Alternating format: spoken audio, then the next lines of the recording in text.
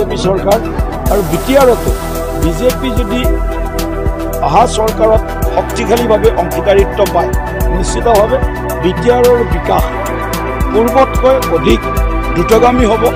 বিটিআৰত বসবাস কৰা 26টা জনগোষ্ঠীৰ লোকসকলে সমবিকাশ সম অধিকাৰ আৰু সমান ন্যায় পোৱাৰ কাৰণে দুৱাৰ মুকলি হ'ব।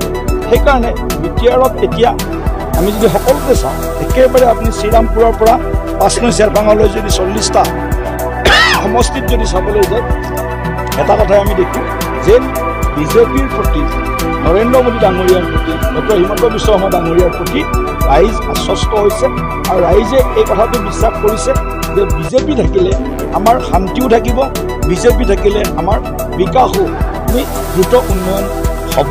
গতিকে ৰাইজৰ মনৰ ভাৱ বুটলি আমি বিটিআৰ নিৰ্বাচনত শক্তিশালীভাৱে আমি যিটো কওঁ যে আমি সৰ্বশক্তিৰে আৰু আমাৰ যিমান শক্তি সামৰ্থ্য আমাৰ যিটো আমাৰ যিখিনি আমাৰ দলৰ কাৰ্যকৰ্তাৰ জৰিয়তে হওক বা আমাৰ নীতিৰ জৰিয়তে হওক যিখিনি কৰিব পাৰোঁ সেইখিনি কৰাৰ কাৰণে আমি আগবাঢ়ি গৈ আছোঁ।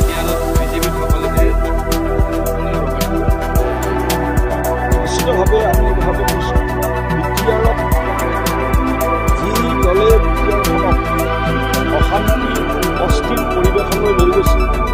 এতিয়া কংগ্ৰেছে নেতৃত্বত চৰকাৰ আছিল ৰাজ্যত, ইয়াত কংগ্ৰেছৰ সমৰ্থনত PPF চৰকাৰ আছিল। সেইটো সময়ৰ কথা কৈছোঁ।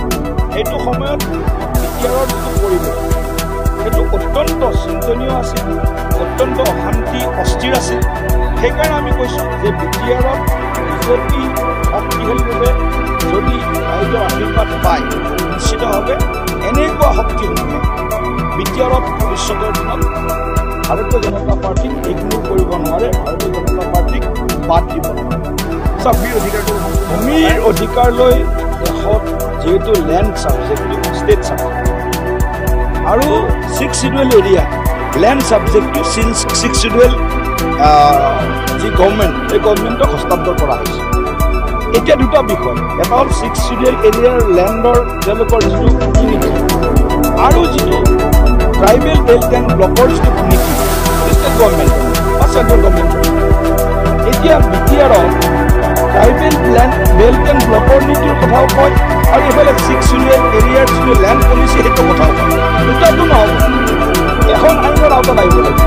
হয় 6 শিডিউল এৰিয়াৰ গভৰ্ণমেণ্ট বা বিটিআৰ প্ৰশাসনৰ আধাৰত এই কথাটো কৰিব লাগিব, নহয় ট্ৰাইবেল বেল্ট এণ্ড ব্লকক বিটিআৰৰ 6 শিডিউল এৰিয়াৰ পৰা কিন্তু আমি বেলেগ ধৰণে ইয়াক মানে ট্ৰিট কৰিব লাগিব। গতিকে সেইকাৰণে মই কৈছোঁ যে আমি কৈছোঁ যে দুখন আইন এটা অঞ্চলত নচলিব, এখন আইন এটা অঞ্চলত চলিব। সকলো 47 চনৰ ডকুমেণ্ট খিলঞ্জীয়া মানুহে ইয়াত থকা যিমান খিলঞ্জীয়া বড়ো ৰাভাৰ পৰা আৰম্ভ কৰি আমাৰ গোৰ্খাৰ পৰা আৰম্ভ কৰি বঙালী ভাষীলৈকে অসমীয়া ভাষীসকলতো আছোৱে। আমি 47 চনৰ ডকুমেণ্টটোৱে দেখাব লাগে। আমি ইয়াত জন্ম, ইয়াত আমাৰ মৃত্যু, আমাৰ 47 চনৰ কোনো ডকুমেণ্ট দেখুৱাৰ প্ৰয়োজন নাই। আমি ইয়াত থাকি সমন্বয়ৰ মাজেৰে সমৃদ্ধি আমি আনিব লাগিব। ইয়াত কাজিয়া কৰি কোনোবাই ফাৰ্ষ্ট ক্লাছ চিটিজেন, কোনোবাই ছেকেণ্ড ক্লাছ চিটিজেন, যিটো মুখ্যমন্ত্ৰী ডাঙৰীয়া কৈছে সেইটো হ'ব নোৱাৰিব। ফাৰ্ষ্ট ক্লাছ হ'লে চবেই ফাৰ্ষ্ট ক্লাছ চিটিজেন হ'ব লাগিব ইয়াত। গতিকে সেইটোৱে আমাৰ নীতি আৰু সেই নীতিটোকে আমি আগন্তুক দিনত আমি ৰাইজৰ যদি সমৰ্থন পাওঁ কাৰ্যকৰী কৰিম। নিশ্চিতভাৱে বিটিআৰৰ কিছু দৃষ্টিকোণ আছে, সেইটো আমি নিশ্চয় মনত ৰাখিম। 4,000 মানুহ যে বিটিআৰত মানে প্ৰাণ দিব লগা হৈছিল বা অস্ত্ৰ শস্ত্ৰৰ জনজননী যিটো আছিলে, সদায় অশান্তি অস্থিৰ পৰিৱেশ আছিল, তাৰ বিপৰীতে আমি কিন্তু শান্তিৰ পৰিৱেশ এটা অনাৰ কাৰণে চেষ্টা কৰিছোঁ, সফল হৈছোঁ। এতিয়া স্থায়ী শান্তি আৰু দ্ৰুত উন্নয়ন আমাৰ আগন্তুক বিটিআৰ নিৰ্বাচনৰ প্ৰধান আমাৰ গহনা হ'ব।